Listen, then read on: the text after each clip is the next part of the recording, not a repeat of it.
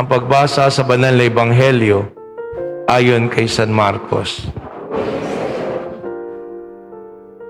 Nang panahong iyon, habang paalis na si Jesus, may isang lalaking patakbong lumapit, lumuhod sa harapan niya at nagtanong, "Mabuting guro, ano po ang dapat kong gawin upang magkamit ng buhay na walang hanggan?" Sumagot si Jesus, "Ba't mo ako tinatawag na mabuti? Walang mabuti kundi ang Diyos.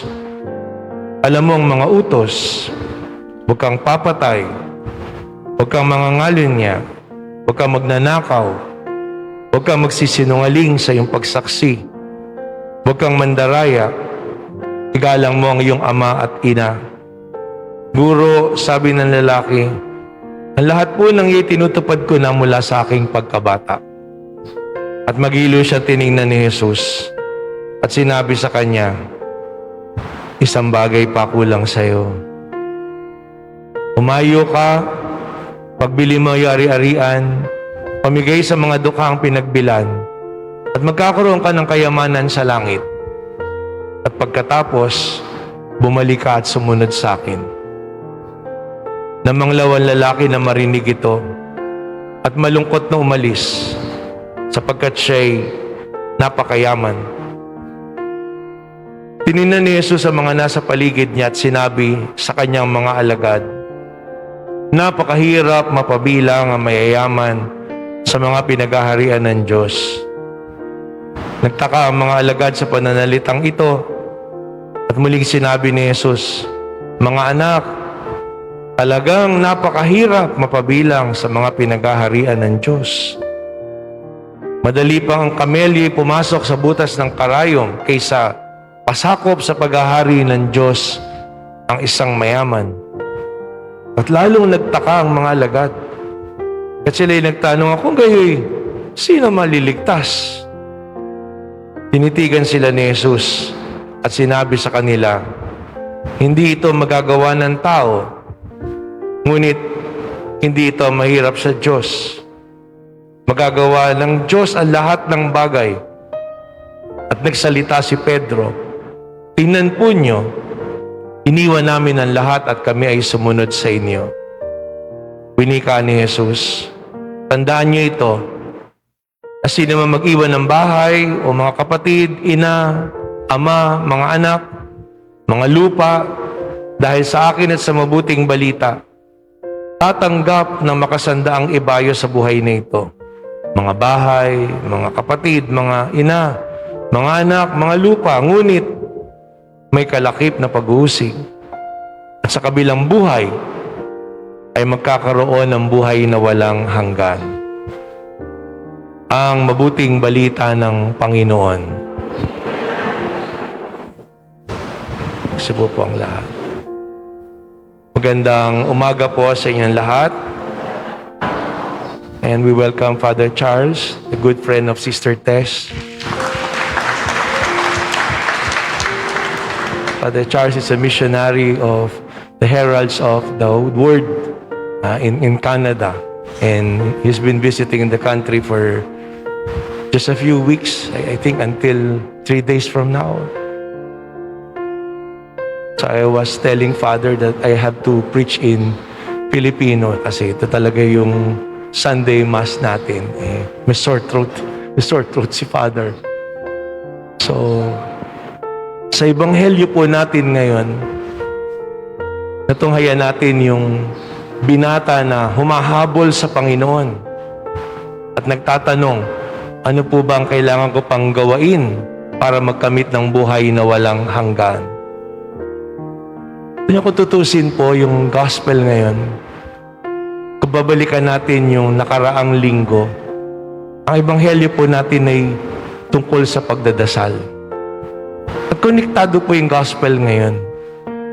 Kasi yun yung tanong nung tao sa Panginoon, nung binata. Ano pong gagawain ko?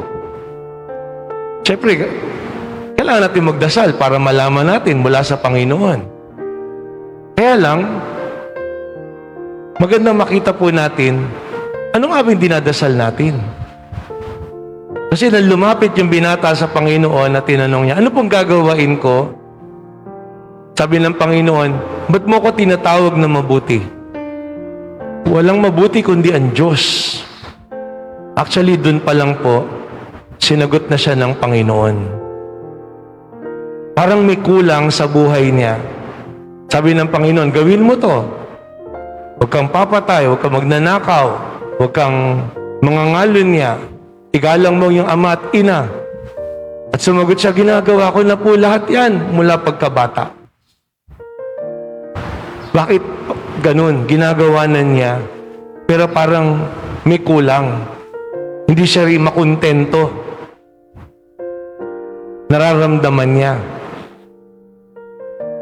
Tapos tinignan siya ng magiliw ng Panginoon. Jesus looked at him with love. Ang ganda po ng description ng gospel. Kasi alam ng Panginoon kung anong nilalaman ng puso ng binata. Gusto talaga niyang magkamit ng buhay na walang hanggan. Pinagsusubikapan talaga niyang gawain lahat. At ano sabi ng Panginoon? Meron pang kulang sa iyo. One thing is lacking. May isa pa. At alam ng Panginoon yun. Kaya sabi niya, ibenta mo yung kabuhayan mo, pamigay mo sa dukha, magkakaroon ka ng kayamanan sa langit, at saka kasumunod sa akin. Doon makita po natin, kulang pa siya sa higit na pagmamahal. Kung meron siyang ginagawa para sa kabanalan, ginagawa niya yung mga bagay na yun para sa sarili niya. Para maging malapit siya sa Diyos. Pero hindi pa niya nakikita na lubos na dapat pala lumabas ako sa sarili ko. Na hindi ako nagdadasal lang para biyayaan ako ng Panginoon at mahal ako ng Diyos dahil sinasagot niya yung panalangin ko. Yan yung napakalaking tendency po ngayon do sa tinatawag na prosperity gospel. Feeling mo malapit ka sa Diyos, mahal ka ng Diyos, kasi lahat ng panalangin mo sinasagot. Pero hindi ka titigil dapat doon. Kaya sinasabi ng Panginoon, paano ka lumalabas mula sa sarili mo? Paano ka nagmamahal sa kapwa? Paano ka nagmamahal sa kapwa? Kaya nga, yan po yung magandang tingnan natin. Kung nagdadasal tayo, ano nga ba talaga yung hinihiling natin? Hinihiling ba natin ay material na bagay? Hindi naman natin maitatanggi po yun. Hinihingi talaga natin yun. Bakit? Di lang naman para sa atin, para sa mga mahal sa buhay natin. Pero, yun nga lang ba? At yun ba ang magiging sukatan na sinagot tayo ng Diyos dahil dininig yung panalangin natin, pinagkaloob yung kahilingan natin? Paano kung pagsubok? Paano kung sakit? Paano kung mga problema yung dumarating sa ating buhay? Ibig sabihin ba nun, mali yung dasal natin? O hindi tayo dinidinig ng Panginoong Diyos? Ano yung dapat nating hilingin sa panalangin natin? Sa unang pagbasa, ano po yung binigyang halaga doon? Karunungan. At yung karunungan, sinabi na higit kaysa sa anumang material na bagay o bagay na pwedeng asamin mula sa mundo. At sa lumang tipa ng karunungan, hindi lang po karunungan na maging number 1 ako o maging honor ako o ako yung gumraduate na top sa klase ko. Yung karunungan ay pagkakilala sa Diyos. Ang karunungan sa lumang tipan ay nakaugnay sa Diyos. Kaya nga po, kung isipin po natin, na sabihin ng Panginoon, ang Diyos lang ang mabuti. Na parang sinasabi niya dun sa tao, gusto mo maging masaya? Ang hilingin mo ang Diyos sa buhay mo. At kung ang Panginoon ang hinihiling natin, meron tayong karunungan. Makikita natin yung mga bagay na higit pa sa nakikita natin. Kaya nga, yan yung napakagandang panalangin ni Santa Teresa ng Calcutta. Give us Jesus, only Jesus, always Jesus. Kaya nga sabi ko, napakaganda po. Bakit? Ngayon, October 13, Ito yung huling araw ng aparisyon na mahal na Birhen ng Fatima na magpakita siya 110 years ago doon sa 3 bata. Nagsimula yun ng May 13 at natapos siya ng October 13. At sa araw na ito, napakaganda pong alalahanin na napakagandang panalangin para makita natin yung kahalagahan ng Diyos at ng mga bagay na paano natin to gagamitin at ibabahagi sa isa't isa na may pag-ibig sa pamamagitan ng Santo Rosario. Yan ang napakagandang panalangin tinuro ng mahal na Birhen at pinahayag doon sa mga bata at sa atin. Kasama din nun yung iba't ibang mga panalangin na dinadasal natin. Kompleto po yun eh. Nandun yung panalangin sa Santissima Trinidad, pakilala sa Diyos. Bagamat nilagay natin dyan ay yung credo na, I believe. Pero yung panalangin tinuro na Trinity Prayer, dinadasal natin po yan pagka may Holy Hour. Na humingi tayo ng patawad sa mga pagbaliwala sa Diyos at pagbabayad puri sa lahat ng mga kasalanan ng mga tao na nanlalamig sa pananampalataya. Panalangin sa kaluluwa. Dinadasal natin, O Jesus ko, patawarin mo kami sa aming mga sala. Tinuro yun na anghel ni San Miguel doon sa mga bata. At isang napakagandang panalangin na hindi natin po napapansin, yung pong tinatawag na pardon prayer. Maikli lang po yun. My God, I believe, I adore, I hope, and I love you. Ulitin nga po natin. My God, I believe, I adore, I hope, and I love you. And I ask pardon. And I ask pardon for those who do not believe, do not love, do not adore, and do not hope in you. Yung pong pardon prayer na yun na tinuro ng anghel doon sa mga bata. Pag tinignan niyo po yun, believe, adore, faith, hope, and love. Tawagin po natin yan ay theological virtues. At ano yung theological virtues? Hindi ang bagay na nakalutang. Yung theological virtues, yan po yung kilos o pamumuhay na dapat nating gawain sa pananampalataya, pag-asa at pag-ibig para maging malapit tayo sa Diyos. Para makita natin yung kabutihan ng Diyos, hindi lang sa atin kundi maging sa kapwa. Kaya nga bagamat may klipo yung panalangin, kasama po talaga nun pagninilay. Pag sinabi natin, I believe, hindi lang po ipahayag natin yung pananampalataya natin. Ang dami mga Katoliko sabihin, Katoliko ako. Ipirma ka sa Biodata Religion, Katoliko ako. Naniniwala ka ba sa 10 utos? O, naniniwala ako. Nagpabinyag ka ba? Oo, nagpabinyag ako. I believe.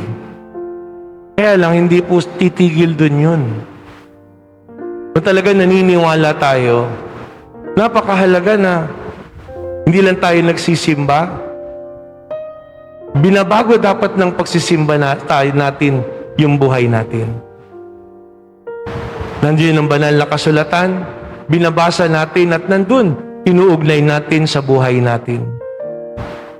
Nagdadasal tayo hindi lang para maging maganda yung pakiramdam natin at makamit natin hinihiling natin, kundi maging daluyan tayo ng kabutihan na yan ng Diyos. Yun nga lang, ilan sa atin, sinasabi natin, I believe, talaga nagbabasa tayo ng Bible. Talaga naglalagay tayo ng oras para sa pagdadasal araw-araw. Sabi ko nga po sa iyo, sabi ni St. Francis de Sales yan, at least 30 minutes of prayer every day. Huwag na 30 minutes. Pag nagbabrowse ka sa telepono, may nakita ka, may mga TikTok, may ikling mga palabas, 30 seconds, 3 minutes, tungkol sa pananampalataya, tungkol sa salita ng Diyos. Anong ginagawa mo? Binabasa mo ba talaga? O ano tawag doon? iniscroll mo lang na lampasan lang. So doon makita natin, ilan yung nilampasan mo na nandun na tungkol sa salita ng Diyos o tungkol sa dasal, at mas pinili mo yung joke, yung chismis, yung showbiz, yung nakakatawa. Pero alam nyo, kahit yung isang maikli doon, bigyan mo ng oras, ang laki na pwedeng gawain nun sa buhay mo. Sabi nga po sa pangalawang pagbasa, ang salita ng Diyos, parang talim na mayroong magkabila na talim na kayang manuot hanggang dun sa pagitan ng kaluluwa at laman natin. Kaya napakahalaga po na talagang bigyan natin ng pansin. Ang daming paraan para malapit tayo sa Diyos. Pero ang demonyo gagawa ng paraan para hindi natin pansinin, baliwalain natin, o pabayaan lang natin. I believe, I adore. Talaga nga bang sumasamba tayo sa Panginoon? Nananalangin ba tayo? Paano nakikita ang presensya ng Diyos sa atin? I hope. Paano nga ba umasa? Naalala ko nung merong komentaryo dun sa 9/11 ng banggain ng eroplano yung building, yung World Trade Center. Sabi ng isang journalist, this heinous thing could not have been done by people consumed by hatred and anger. Hindi rin ito basta pwedeng gawain lang ng mga tao na nilamon na o kinain na ng galit o suklam. This could have been done only by people who have really lost hope. Nawala na talaga ng pag-asa. Nawala ng pag-asa.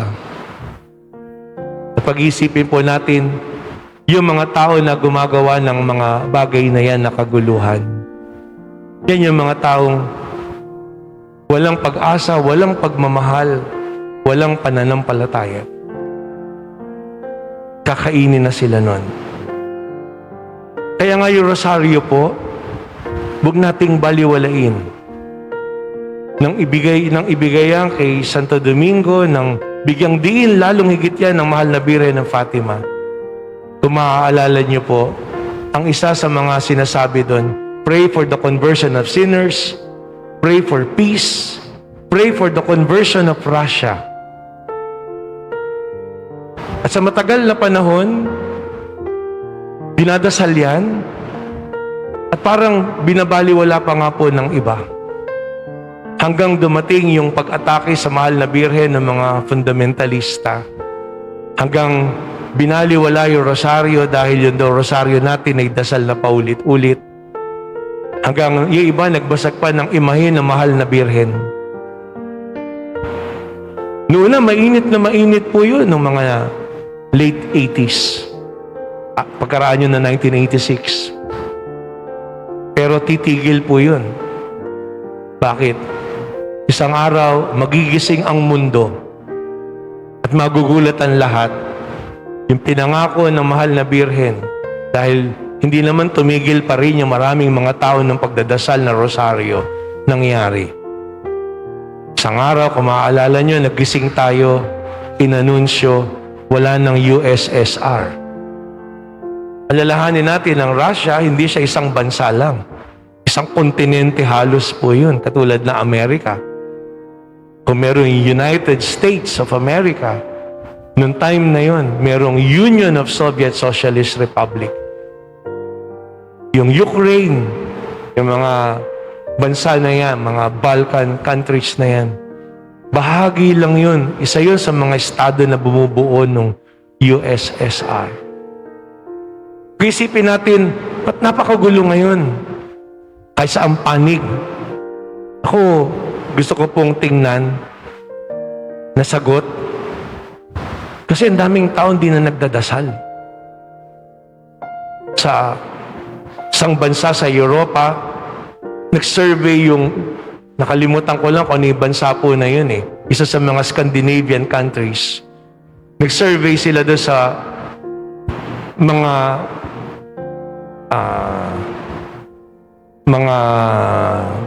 mamamayan nila, presidents nila. Tinatanong nila, ano yung religion? Ano yung religion nila? At ang sagot nung nakahigit na bilang nung taga sa kanila, ang religion nila, no religion. At nakatitiyak ako yung mga lugar na yon, bagamat mayayaman, magaganda, malalawak, yun din yung mga malulungkot na lugar. Kasi hindi mo pwedeng mabili yung kasiyahan. Ang pag-ibig, mararanasan mo lang yan sa loob ng pamilya. At maraming mga tao tumigil ng magdasal. Maraming pamilya, hindi nila namalayan tumigil ng magdasal. Kaya hindi tayo magtataka kung ba't magulo yung mundo. At yung mga tao na gumagawa ng kaguluhan na yan, mga walang Diyos yan eh. Wala ka hanaping pananampalataya, wala ka hanaping pag-ibig, wala kang aasahang pag-asa. Dahil wala silang Diyos. Pero makapangyarihan ng Panginoon. Kaya wag natin pong baliwalain o maliitin. Kung may magagawa tayo na napakaganda, ibalik natin yung pagdadasal na yan ng araw-araw bilang mag-anak. Dasalin natin yung rosaryo na yan, na siyang napakagandang panalangin. Sabi nga ng mahal na Birin, yan ang Psalter. Kaya kung tawagin na rosaryo ay the layman's breviary. Aklat na sala na dinadasal umaga, tanghali at gabi. Halang kumisan sa panahon po natin sabihin, Father, ang tagal eh. Father, iba-iba kami na oras lahat. Sabi naman ng mahal na Birhen, araw-araw dasalin yung 5 mysteries na yun eh. Hindi po mahirap dasalin yun ng araw-araw. Siguro hindi na lang natin nakasanayan na sandiretso, bagamat nagagawa yan ng mga mas may edad sa atin. Pero sa personal, pwede mong dasalin pa din. At ako, yun po yung payo ko sa inyo. Pagising nyo sa umaga, isang misteryo. Yung 10 Hail Marys na yun, sandali lang po yun. At alalahanin natin sa tuwing nagdadasal tayo ng rosaryo, napakagandang panalangin ng rosaryo dahil kahit tayo nag-iisa na nagdasal, hindi tayo nag-iisa, may kasama tayo. It's a very powerful prayer because the rosary is praying not to Mary, but praying with Mary. Nagdadasal tayo kasamang mahal na ina. And just imagine, first thing in the morning, pag idinasal mo isang misteryo na yon, parang tinatalaga mo yung bawat butil ng rosaryo sa isang mahal sa buhay mo. Sa iyong asawa, sa iyong kabiyak, sa iyong anak, sa iyong magulang, sa isang mahal sa buhay, sa isang may sakit. O isama mo na sa iyong mga alaga kay Brownie. Matatagalan ka, meron iba 30 aso. Tigi-tigisa yun.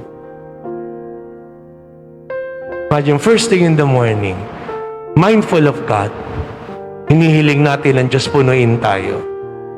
Tapos yung susunod na 4, yung isa, patungo ka sa trabaho. Yung isa, after lunch break. Yung isa, sa 3 o'clock. Yung isa, pag uwi uli. Na pag tinignan natin, we sanctify different moments of the day, not just reminding, but feeling God's presence through prayer. At kung araw-araw nagdadasal tayo, wala tayong sasayanging pagkakataon. Hindi mangyari na nagdasal lang tayo kasi may sakit. Hindi tayo nagdasal kasi may taning. Because dahil nagdadasal ka araw-araw, lagi mo nakikita kung papaano ka magmamahal at mag-aalay sa Diyos. Kung papaano ka mag-aalay at magmamahal sa iyong kapwa. Kaya nga po, sa pagpapatuloy ng pagdiriwang natin, hilingin natin yan sa Panginoon. Natunay na sa pananalangin natin araw-araw at lalong higit sa pagtanggap natin sa Kanya sa banal na Eucharistia, tunay na maliwanagan lagi ang pag-iisip natin. Makita natin kung ano talaga yung mabuti. Na wala tayo ibang hihilingin kundi ang Diyos. At lumawak ang puso natin sa pag-ibig na siyang bunga ng buhay na panalangin. Nawa, hindi lang sa araw na ito, kundi sa buong linggo at sa mga susunod pang mga araw, mapuspos tayo ng presensya na yan ng Panginoon upang higit tayo na magmahal. Sabi nga ni Santa Teresa ng Calcutta, to spread God's kindness to everyone. Sa lahat ng tao na makakasalamuhan natin, sa lahat ng gagawain natin, kahit sa pagngiti natin, nandun madama yung kabutihan na yan, ang kagandahang loob na yan ng Diyos dahil sa ating pag-ibig.